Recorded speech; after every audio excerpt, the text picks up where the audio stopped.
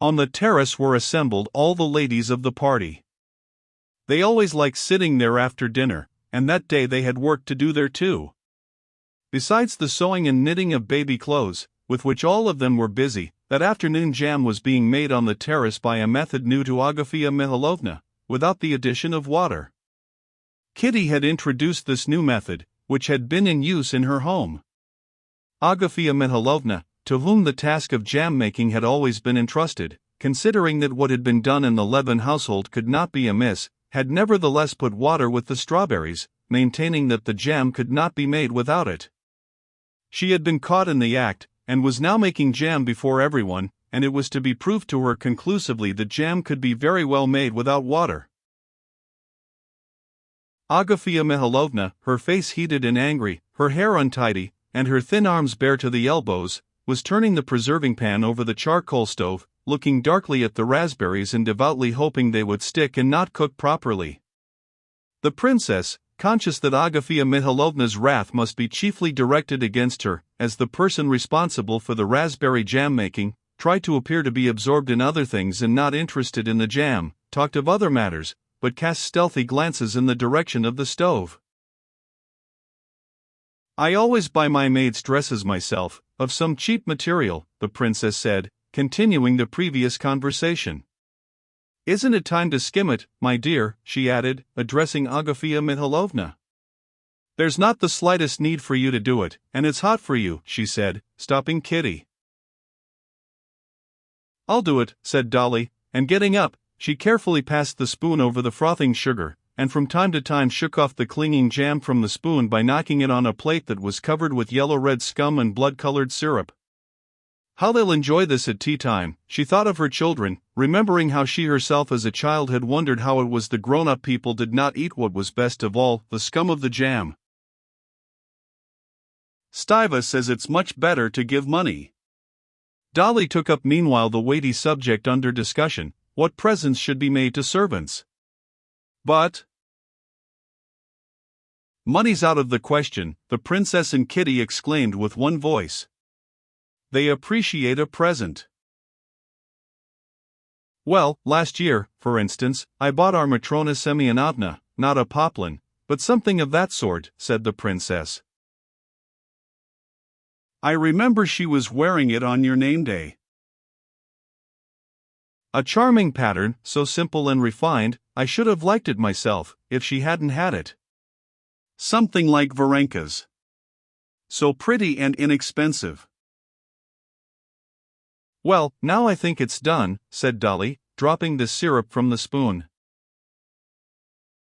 "When it sets as it drops, it's ready. Cook it a little longer, Agafia Mihalovna." "The flies," said Agafia Mihalovna angrily. "It'll be just the same," she added. "Ah! How sweet it is! Don't frighten it," Kitty said suddenly, looking at a sparrow that had settled on the step and was pecking at the center of a raspberry. "Yes, but you keep a little further from the stove," said her mother. "A propos de Varenka," said Kitty, speaking in French, as they had been doing all the while, so that Agafia Mihalovna should not understand them. "You know, Mama, I somehow expect things to be settled today." "You know what I mean. How splendid it would be." "But what a famous matchmaker she is," said Dolly. "How carefully and cleverly she throws them together." "No, tell me, Mama, what do you think?" "Why, what is one to think? He meant Sergei Ivanovitch, might at any time have been a match for anyone in Russia. Now, of course, he's not quite a young man, still I know ever so many girls would be glad to marry him even now. She's a very nice girl, but he might." "Oh, no, Mama, do understand why, for him and for her too, nothing better could be imagined." "In the first place, she's charming," said Kitty, crooking one of her fingers. "He thinks her very attractive, that's certain," assented Dolly. "Then he occupies such a position in society that he has no need to look for either fortune or position in his wife." All he needs is a good, sweet wife, a restful one.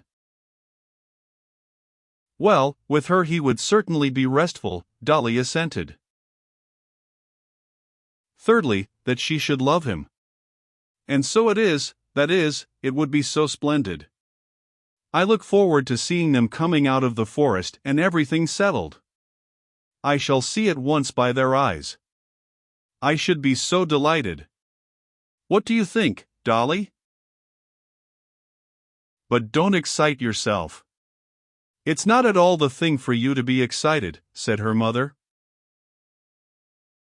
Oh, I'm not excited, Mama. I fancy he will make her an offer today. Ah, that's so strange, how and when a man makes an offer. There is a sort of barrier, and all at once it's broken down, said Dolly, smiling pensively and recalling her past with Stepan Arkadyevitch. Mama, how did Papa make you an offer? Kitty asked suddenly. There was nothing out of the way, it was very simple, answered the princess, but her face beamed all over at the recollection. Oh, but how was it? You loved him, anyway, before you were allowed to speak? Kitty felt a peculiar pleasure in being able now to talk to her mother on equal terms about those questions of such paramount interest in a woman's life. Of course I did, he had come to stay with us in the country. But how was it settled between you, Mama? You imagine, I dare say, that you invented something quite new? It's always just the same, it was settled by the eyes, by smiles. How nicely you said that, Mama! It's just by the eyes, by smiles that it's done, Dolly assented. But what words did he say? What did Kostya say to you? He wrote it in chalk. It was wonderful. How long ago it seems, she said. And the three women all fell to musing on the same thing. Kitty was the first to break the silence. She remembered all that last winter before her marriage, and her passion for Vronsky. There's one thing, that old love affair of Varenka's, she said, a natural chain of ideas bringing her to this point. I should have liked to say something to Sergei Ivanovitch, to prepare him. They're all men, I mean, she added, awfully jealous over our past. Not all, said Dolly. You judge by your own husband. It makes him miserable even now to remember Vronsky. Eh? That's true, isn't it? Yes, Kitty answered, a pensive smile in her eyes. But I really don't know, the mother put in defense of her motherly care of her daughter, what there was in your past that could worry him. That Vronsky paid you attentions, that happens to every girl. Oh, yes, but we didn't mean that, Kitty said, flushing a little. No, let me speak, her mother went on, why, you yourself would not let me have a talk to Vronsky. Don't you remember? Oh, Mama, said Kitty, with an expression of suffering. There's no keeping you young people in check nowadays. Your friendship could not have gone beyond what was suitable. I should myself have called upon him to explain himself. But, my darling, it's not right for you to be agitated. Please remember that, and calm yourself. I'm perfectly calm, Maman. How happy it was for Kitty that Anna came then, said Dolly, and how unhappy for her. It turned out quite the opposite, she said, struck by her own ideas. Then Anna was so happy, and Kitty thought herself unhappy. Now it is just the opposite. I often think of her. A nice person to think about. Horrid, repulsive woman, no heart, said her mother, who could not forget that Kitty had married not Vronsky, but Levin. What do you want to talk of it for? Kitty said with annoyance. I never think about it, and I don't want to think of it. And I don't want to think of it, she said, catching the sound of her husband's well-known step on the steps of the terrace. What's that you don't want to think about? Inquired Levin, coming onto the terrace. But no one answered him, and he did not repeat the question. I'm sorry I've broken in on your feminine parliament, he said, looking round on everyone discontentedly, and perceiving that they had been talking of something which they would not talk about before him.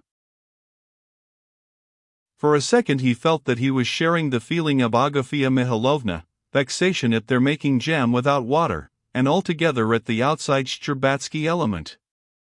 He smiled, however, and went up to Kitty. Well, how are you? He asked her, looking at her with the expression with which everyone looked at her now. Oh, very well, said Kitty, smiling, and how have things gone with you?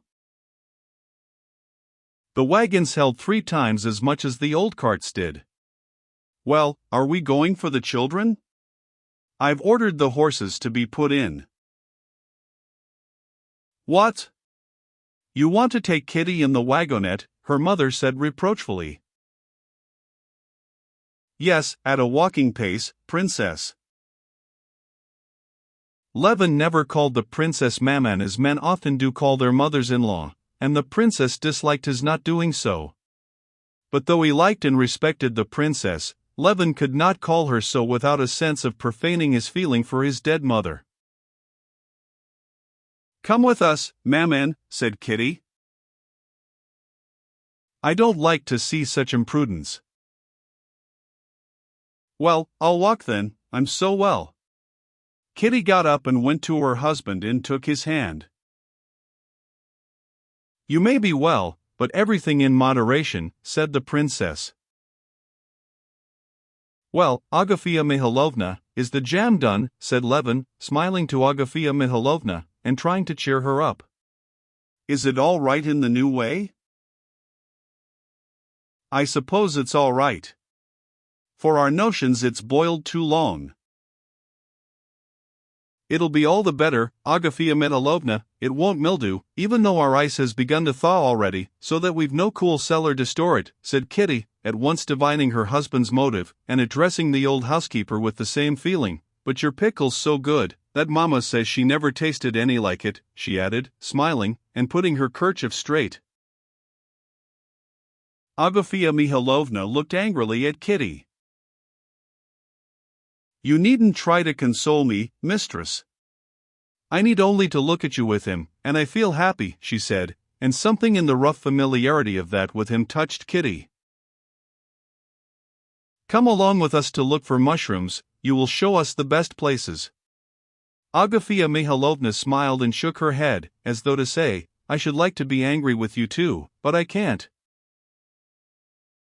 Do it, please, by my receipt, said the princess. Put some paper over the jam, and moisten it with a little rum, and without even ice, it will never go mildewy.